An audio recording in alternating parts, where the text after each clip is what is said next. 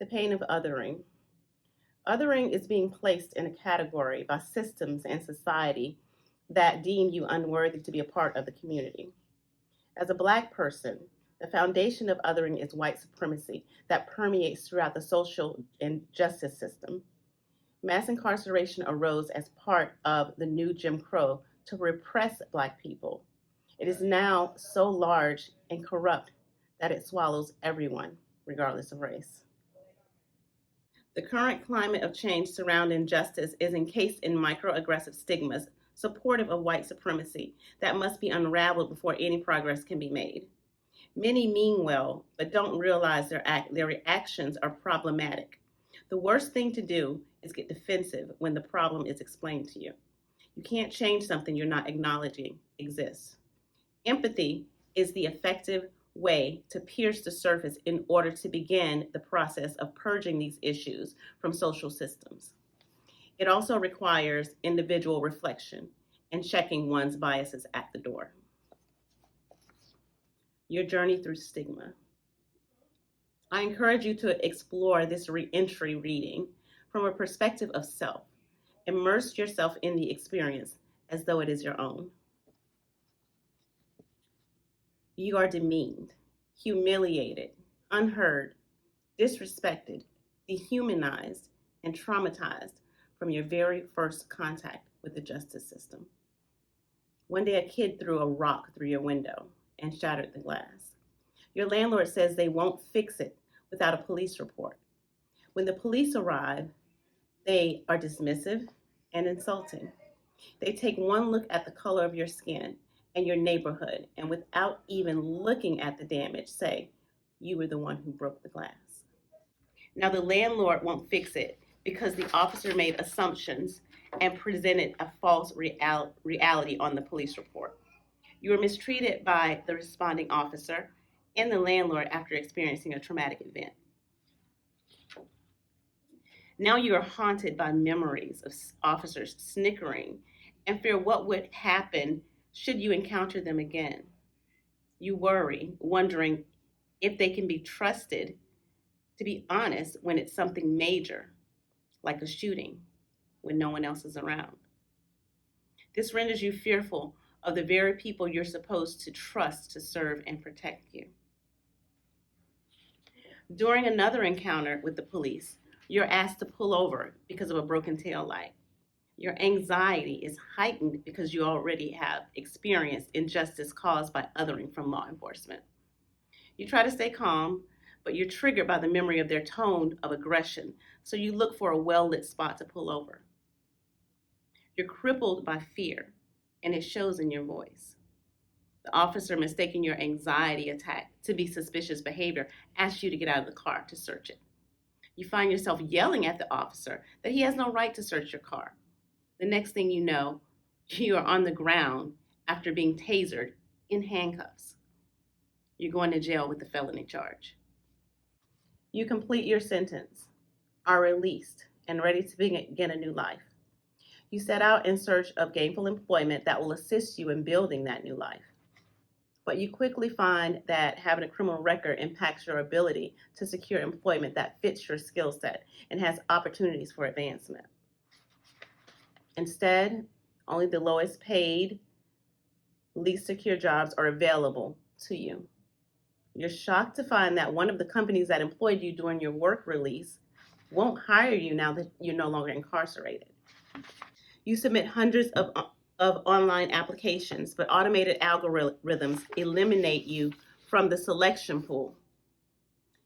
After suffering innumerable rejections based on your charges, you aim for the lowest hanging fruit in an effort to bring in legitimate income.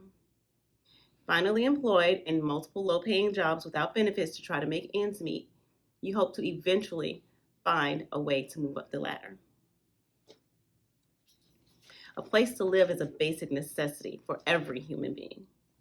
When you're released on probation, it's a requirement, but you were dropped off at the local shelter without concern from the correctional officers. Failure to secure and maintain a place of residence could violate your probation on a technicality, landing you back in jail. In addition, you have a family to care for, so you apply for housing within your budget. Regardless of how old your charges are, having a criminal record disqualifies you from renting from many communities and private landlords. A criminal charge on your background makes it difficult to secure a safe, affordable place and exposes you to predatory behavior by some landlords. Regardless of its nature, your felony charge automatically eliminates you from the majority of residences. After finally finding a residence within your budget, you disclose your record on the application and pay the background check fee. When the landlord schedules an appointment, you think you have the place, but instead, they have just brought you in to say that no one will ever rent to you with that record. Now you don't have a place to live and are out of the cost of the application fees.